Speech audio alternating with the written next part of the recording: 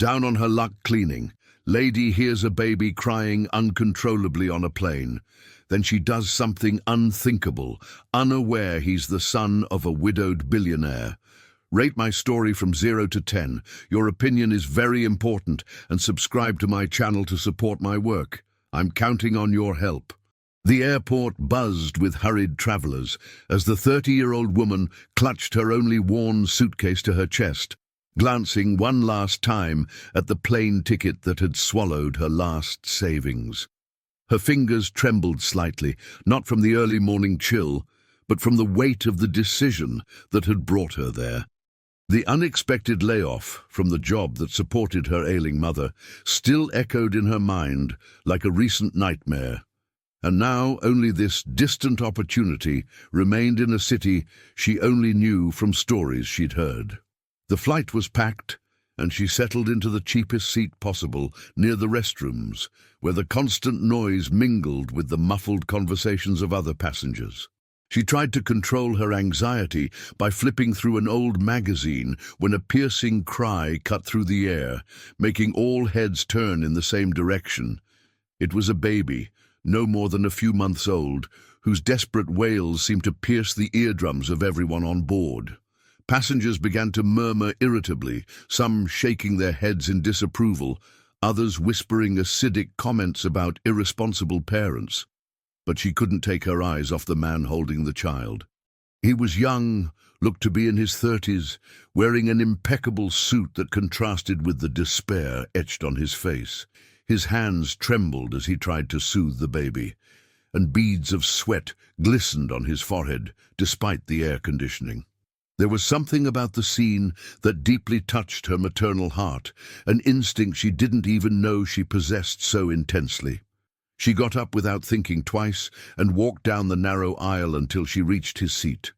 The man looked at her with a mixture of embarrassment and desperation, as if silently apologizing for all the disturbance.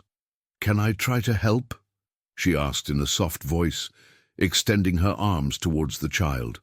He hesitated for a moment, but the baby's inconsolable crying made him accept any help available. When she took the child in her arms, something magical happened. With natural and gentle movements, she began to rock the little one while humming softly a song that her grandma used to sing to her when she was a child. The silence that followed was almost surreal. The baby stopped crying instantly, as if it had found exactly what it was looking for. The other passengers sighed in relief, and the man watched her with a gratitude that went far beyond words. His eyes, which moments before had reflected pure despair, now shone with deep and genuine admiration. "How did you do that?" he asked, his voice filled with contained emotion. "I can't explain it," she replied, still gently rocking the child who was now sleeping peacefully. "I think some babies just need to feel safe." During the following hours of the flight, they spoke in whispers so as not to wake the little one. He told her about the recent loss of his wife, about how lost he felt trying to take care of his son alone while dealing with enormous pressures at work.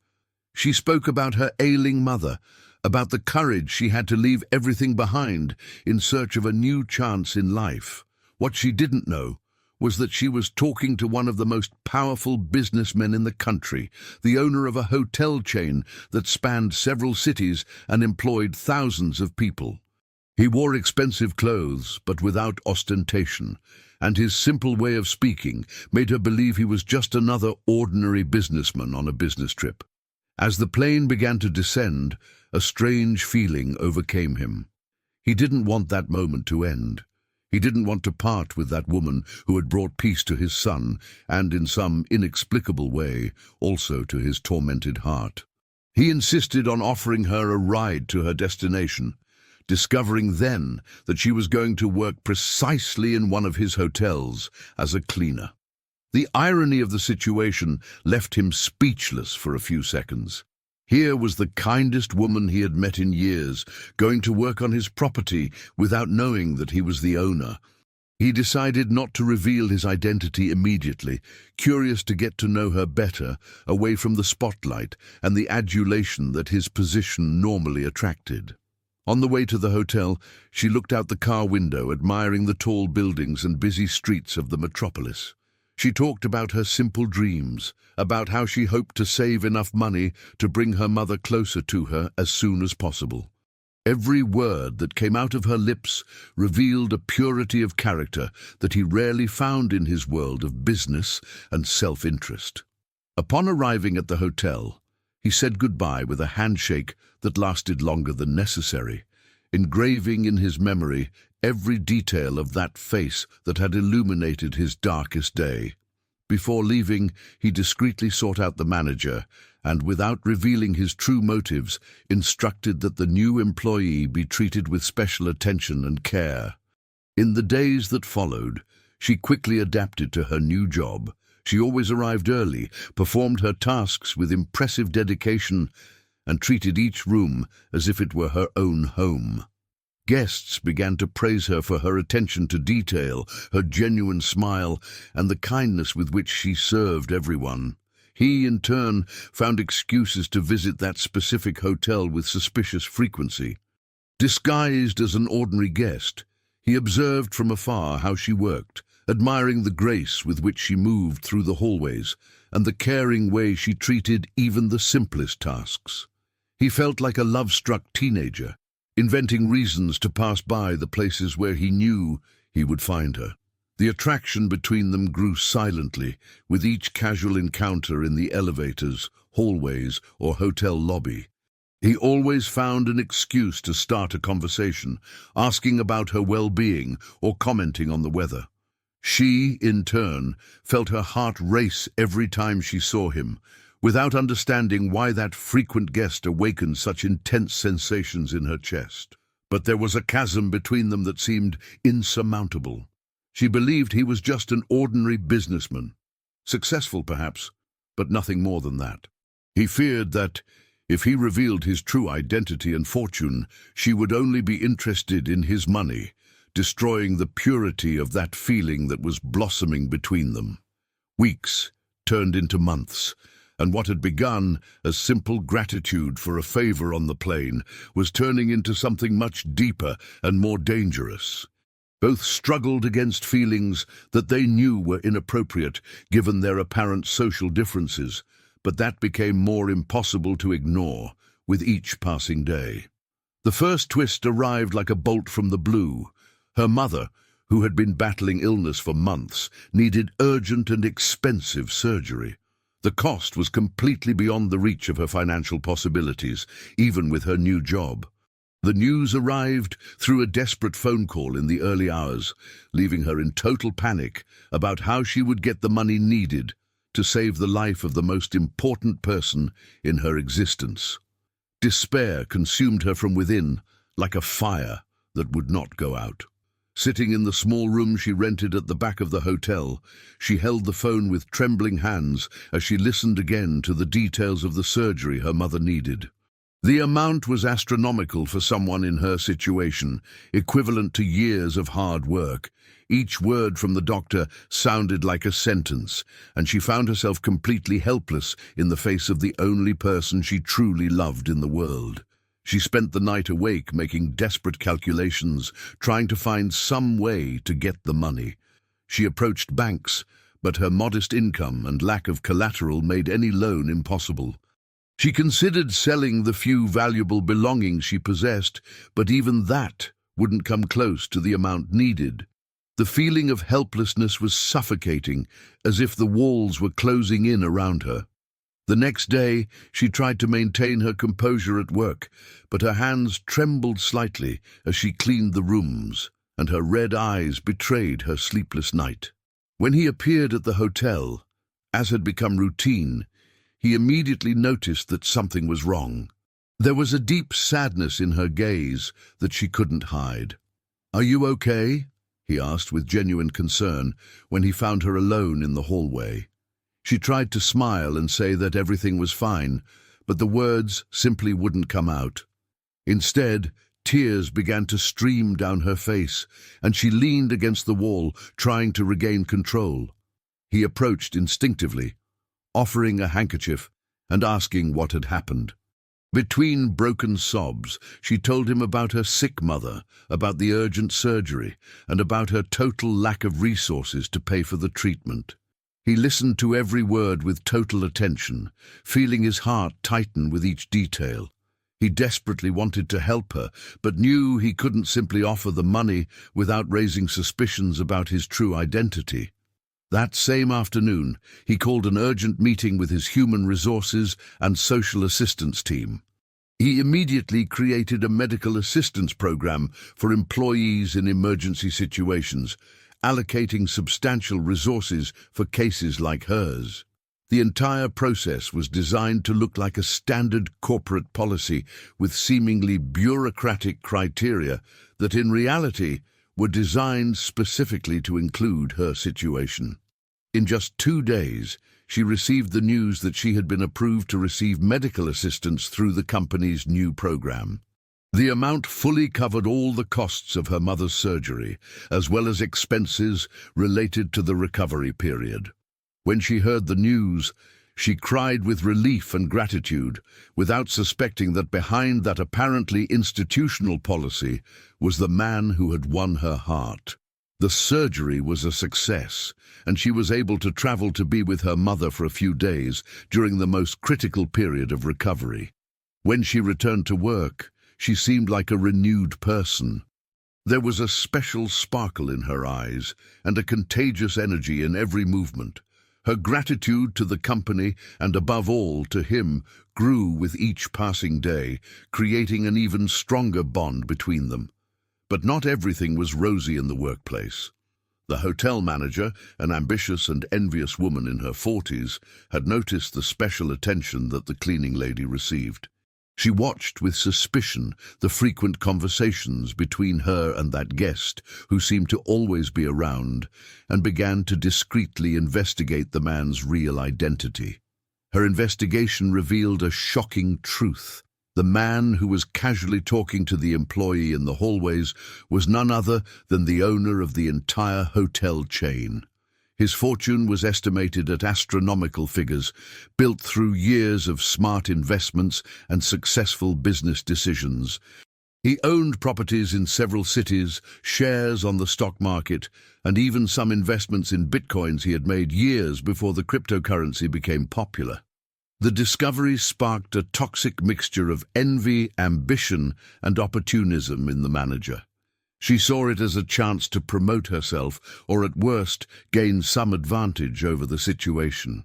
She began to secretly document the encounters between them, taking discreet photos and noting the times and circumstances of each conversation. One afternoon, she was called to the manager's office under the pretext of a performance review. Upon entering the room, she found the woman sitting behind the desk with a cold and calculated smile.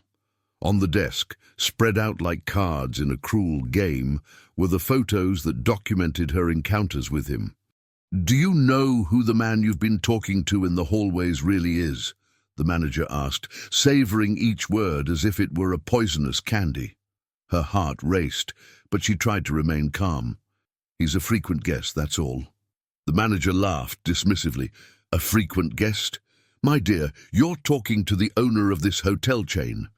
The man who pays your salary, who approved that mysterious medical assistance you received, who has enough wealth to buy this entire city if he wanted to." The words hit her like physical blows. She felt her legs weaken and needed to lean on the chair to avoid falling. Everything began to make sense. The medical assistance that appeared exactly when she needed it, the special instructions that some employees received to treat her well, the way he always knew exactly where to find her. "What do you want from me?" she managed to ask in a trembling voice. "I want you to understand your position," the manager replied coldly. "You are a cleaning lady who is getting involved with a multimillionaire. This can be very dangerous for your career here, especially if other people find out that you are taking advantage of your closeness to the owner to obtain special benefits." The blackmail was implicit, but clear. The woman wanted something in return for her silence, and she found herself trapped in a web of lies and revelations that she didn't know how had formed around her. She left that office feeling completely lost and betrayed. The man she had fallen in love with was not who he claimed to be. Everything that had happened between them was based on lies. The help she had received to save her mother's life had not come from a legitimate company program, but from a rich man who, for reasons she couldn't understand, was playing with her feelings. During the following days, she avoided any contact with him. When she saw him approaching, she changed direction or took refuge in an empty room until she was sure he had passed. Her heart broke a little more each time she had to run away from him, but the feeling of being deceived and manipulated was stronger than any other emotion. He, in turn, immediately noticed the drastic change in her behavior. He tried several times to approach her, but she always found an excuse to run away. Worry consumed him, and he couldn't understand what had happened to make her simply vanish from his life overnight. The situation reached a breaking point when he found her crying alone in the parking lot after her shift. He couldn't hold back any longer and approached, determined to find out what was going on. "Please, tell me what I did wrong," he pleaded, his voice filled with genuine despair. She raised her tear-reddened eyes and looked at him with a mixture of pain and anger that he had never seen before. "You lied to me from day one. You made me believe you were just another ordinary person, when in reality you own all of this. You played with me, used me as entertainment." His words caught in his throat. The truth had been revealed in the worst possible way, and he could see in her eyes that all the trust they had built together had been destroyed in an instant. The silence that followed her words was devastating. He stood there watching as the woman who had brought light into his dark life now looked at him as if he were a dangerous stranger. Tears streamed freely down her face, and each drop seemed to pierce his heart like a sharp blade. "You're wrong," he managed to murmur, taking a step forward. "I never played with you. Everything I feel is real." She shook her head violently, backing away from him as if his proximity were toxic. "Real? How can it be real when it was built on lies? You let me believe you were just another ordinary businessman, while all the time you knew exactly who I was, where I worked, what my struggles were. I didn't reveal who I was, because I wanted you to get to know me for who I am, not for what I own," he tried to explain, his voice broken with emotion. "You can't imagine how tiring it is to never know if people are interested in you or your fortune. And you thought the solution was to deceive me," she cried, the pain turning to anger. "To make a fool of me while you amused yourself seeing how a poor cleaning lady behaved in the presence of a multi-millionaire." Her words hit him like physical punches. He had never thought of the situation from that angle, never considered how she would feel finding out the truth that way.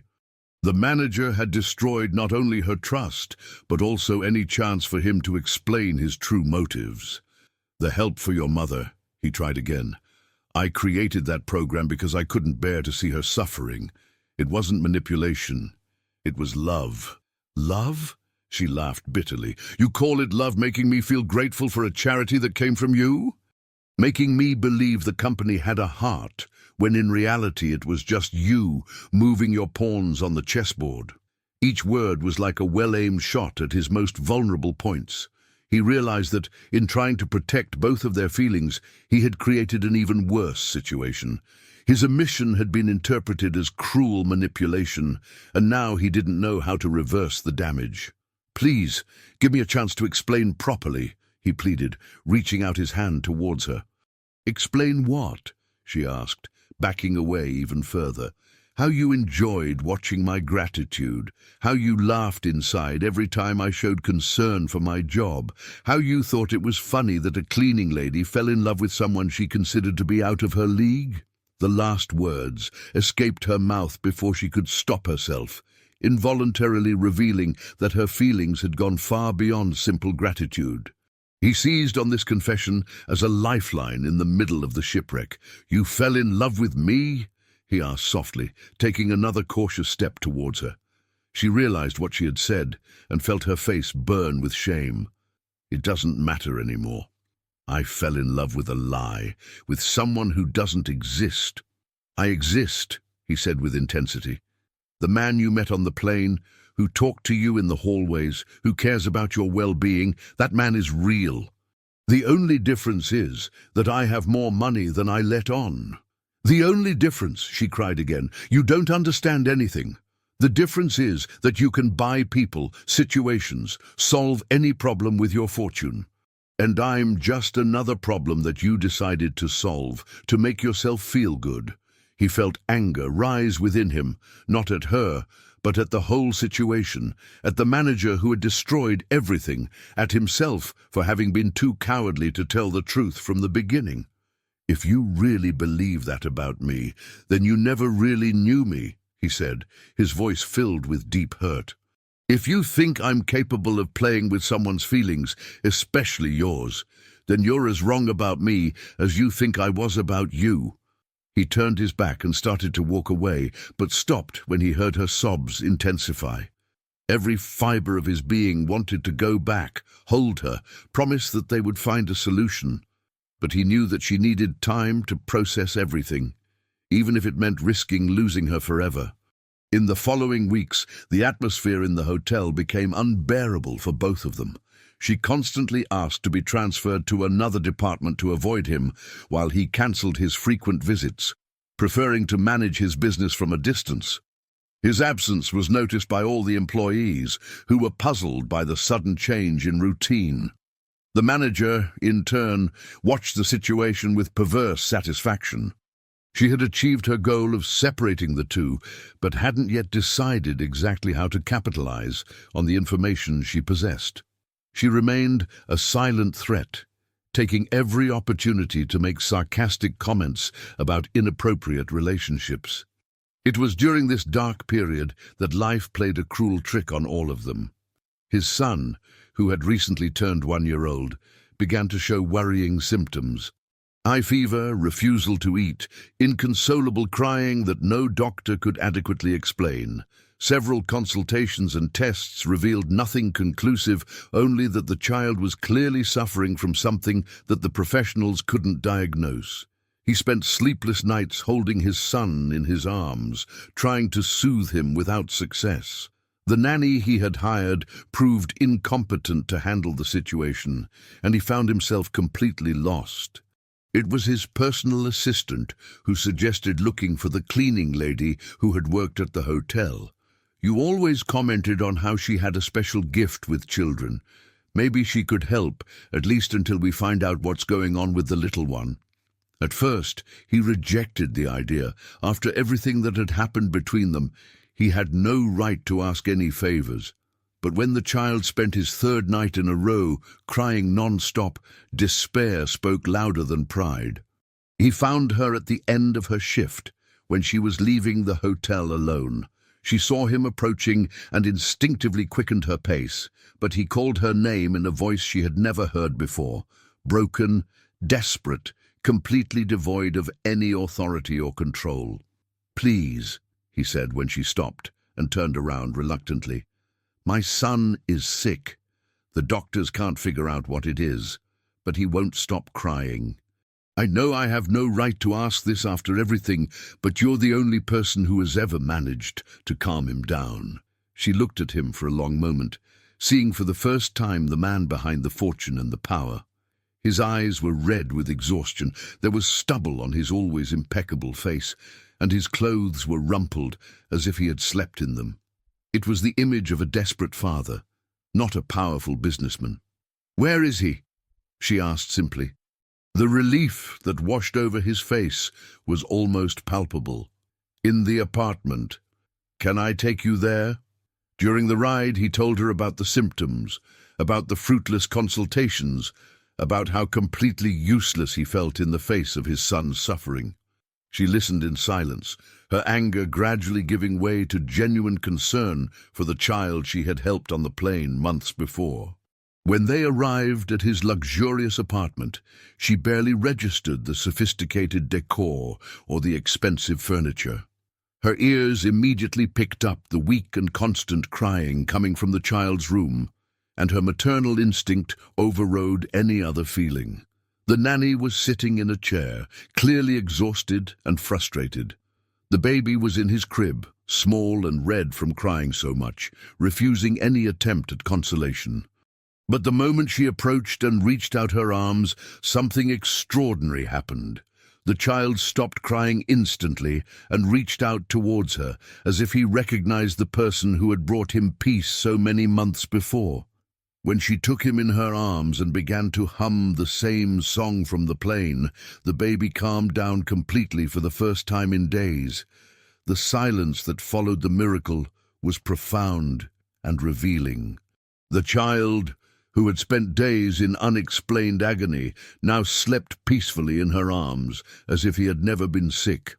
He watched the scene with a mixture of relief, gratitude, and something deeper that he couldn't name. The nanny stared at them open-mouthed, as if she had witnessed something supernatural. "How is this possible?" he murmured, approaching cautiously so as not to disturb the magical moment. She shook her head gently, still rocking the child.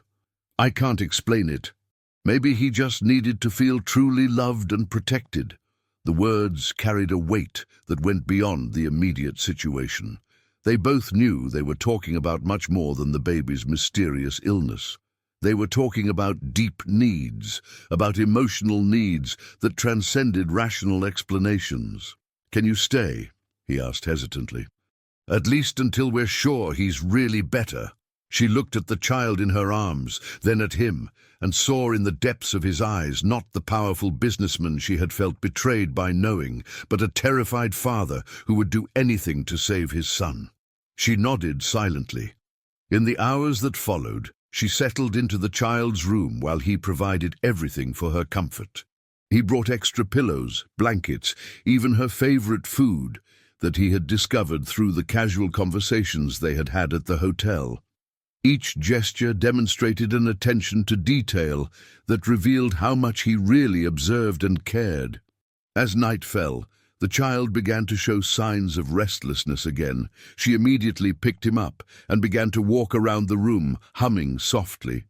He watched her from the armchair beside her, fascinated by the naturalness with which she cared for his son, as if it were the most natural thing in the world. "Have you ever had children?" he asked gently during a lull in the crying.